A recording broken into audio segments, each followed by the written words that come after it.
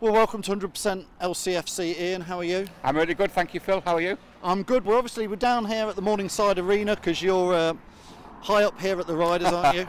I wish. I'm commercial manager here now. Not particularly high up, but thank you for that, Phil. But obviously we've had you on a few times because you're a big Leicester City fan. Sure. We'll come on to the Riders at the end. But Ian, what's your take on Claude Puel as we start? It's difficult, Phil. I think he had an outstanding start. He showed great promise. I think we got 18 points from his first 6 or 7 games, which stabilised us. It took us up the league. We've stayed there.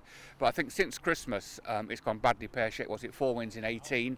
I think our away forms held up reasonably well, Phil, to be honest. Decent win at Brighton, decent win at West Brom. We played really well at Chelsea for half an hour. Should perhaps have got a win out of that game. So away form until this past weekend has been okay, I would say. What's really been disappointing is the way we've capitulated at home to teams that we would ordinarily have wanted to get points from. I think it started just before Christmas at the Crystal Palace game. We were woeful at home, weren't we?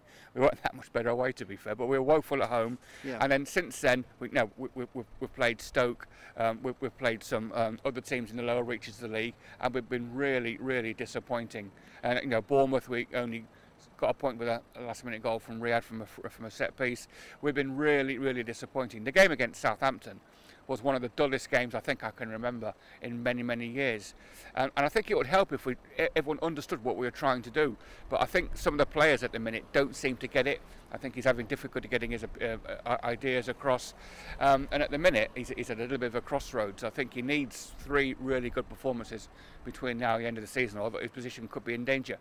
Having said that, Phil, we've got to get away from this sort of cycle that we're on, where someone comes in, does well for 10 games, then loses a few games, loses well a little bit, and we lose them. We've got to try and get off that, Phil, because apart from Chelsea, who've changed manager regularly and carried on winning trophies, ultimately that doesn't lead anywhere, and we've got to try and give somebody the time.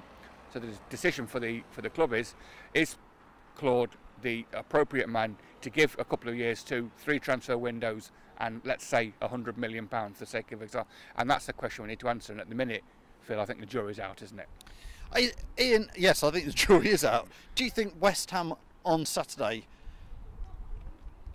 I fear if we put in a poor performance again, or the result doesn't go our way for him. Yeah, it's going to be a real problem. Obviously, West Ham fighting for their lives. They've been really poor in the last month. They're sliding to, I think they've got 35 points, haven't they?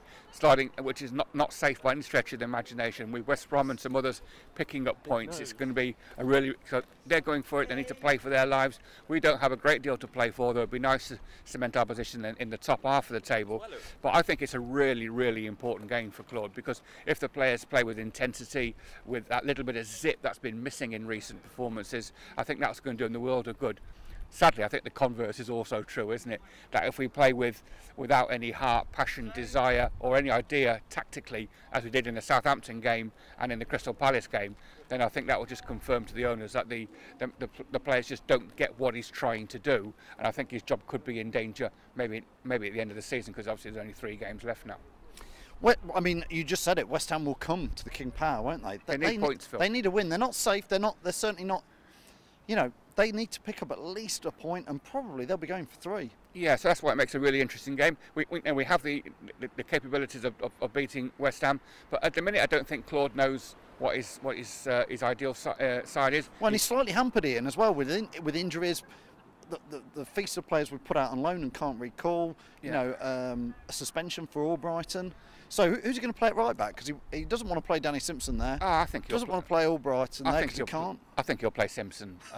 Well, that'd be nice. Play right back at right back, wouldn't it? There have been some decisions recently, tactical and in team selection, that have raised a few eyebrows, to be fair. And I think it's fairly clear that some of the players are not buying into what he's trying to do. I think there's been enough, can I say rumours? There's been enough about that. That's happened. So whether we keep the manager and keep his processes and keep his systems, because I think looking at Claude's history, his record suggests that in the second season at the clubs he's been in, big clubs in France, he obviously didn't get a second season at Southampton. He may not get a second season here, I don't know. But in the clubs he's been to in France, the second season's always been dramatically better than his first. And he didn't have a pre-season here. He came in towards the end, just before Christmas. So, it's really, really interesting one. But he certainly needs a big performance and hopefully a win on Saturday, and then again on Wednesday for the Arsenal game. He certainly needs that. Otherwise, the owners will be asking serious questions about his position. But at the minute, Phil, I'm in the let's keep Claude for the immediate future. Give him a transfer window. If some of the players are not happy that they can't do what he wants them to do, obviously they'll have to move on and have to get players in who can. The big decision is, do we trust, do the club or the fans trust Claude with making those big decisions on player futures? And interesting, Phil, we touched on it earlier. 2 years this weekend since all those celebrations. You and I were there. The time of our lives, Phil. Yeah. A couple of tears were shed. 2 years ago that is now. 9 of those players are still with us. I know Christian's going at the end of next season. So at some stage, we're going to have to reshape that team that was so successful. I think Robert Huth's probably going to leave at the end of this current season. That'll be 3 gone. So slowly but surely, that invincible team is moving on, and we need fresh players. We've got a tremendous core of highly talented young players. Under 26, I think there's Harry, Wilfred Ndidi, there's Ben Chilwell, Ian Nacho, Diabate showing sometimes. So we've got 5 or 6 players there, all under 26, that are showing high promise. Obviously, Casper's, as a goalkeeper, is maturing late. He's an outstanding goalkeeper. So we've got an outstanding group of players that we need to build up. We need 3 or 4 players to come in who can play the way that Claude wants them to play, with intensity, get the fullbacks pushing on, move the ball quite quickly in midfield, play to our strengths. At the minute, that's not happening. And I'm in favour of him having a chance to do that. I realise that's possibly a minority view at the minute, Phil, but that's where we're at. At some stage, we've got to give a manager 2 to 3 years to reshape the club after the title win, which was fantastic at the time, but has caused 1 or 2 issues since, it's fair to say.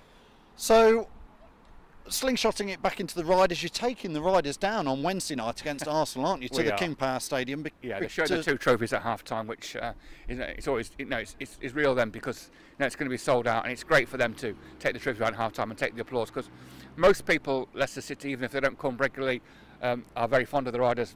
They want the Riders to do well, even if they don't always come to games here, and it's great for them. They'll have a wonderful evening, I'm sure. Well, again, this is a big pitch out to Leicester City fans who are watching, that the Riders are in the playoffs this weekend. They're away at Sheffield Sharks on Saturday. Then they're at home down here at the Morningside Arena, which is just off Belgrave Gate. We're really right in the town centre.